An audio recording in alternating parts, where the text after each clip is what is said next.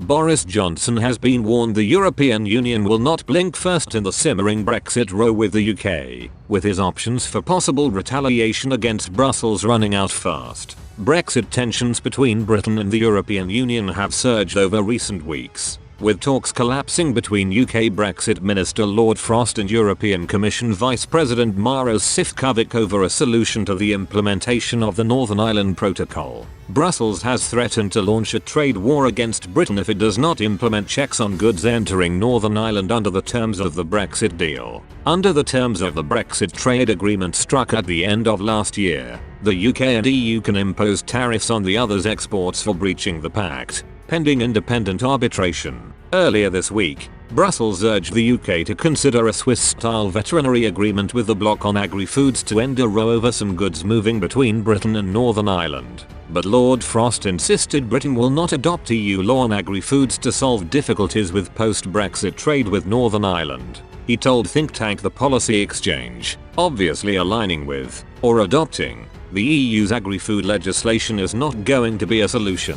We are sometimes accused of being ideological for not accepting that, but actually the ideological thing is to say the only solution to these problems is that we should adopt EU law, and that is simply a non-starter. But political experts are warning the EU holds the advantage in the row over the Northern Ireland Protocol and claimed the UK is running out of options at the negotiating table. Wayne Grant, a British political scientist and professor of politics at the University of Warwick, told, the EU and the UK have reached an impasse in their negotiations. Admittedly, the UK could follow Switzerland in temporarily accepting agriculture and veterinary regulations, which is where the main problems are, but that would be seen as incompatible with the spirit of Brexit. The UK signed up to the protocol, but does not seem to realize its implications, or at least thought that the EU would interpret it pragmatically or flexibly, which does not happen in a continental law tradition.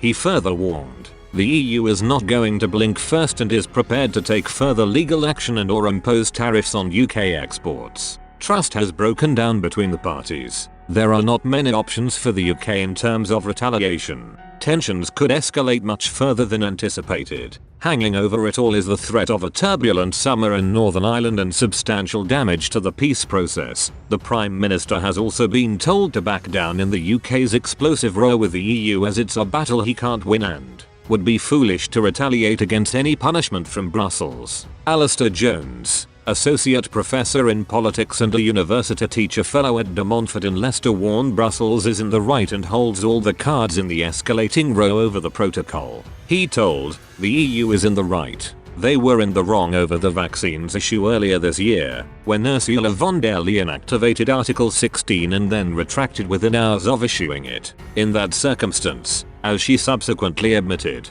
she was in the wrong.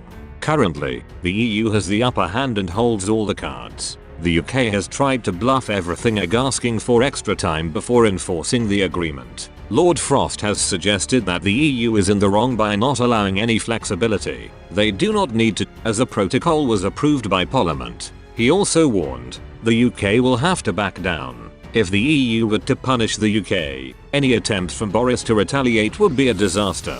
The rest of the world would see the UK making an agreement with the EU, then failing to abide by said agreement, even though it was ratified in the UK Parliament, and trying to pick a fight because they do not like what they have agreed or were unaware of the consequences of said agreement. It will do nothing for the UK's international credibility or the attempts to strike deals with other countries.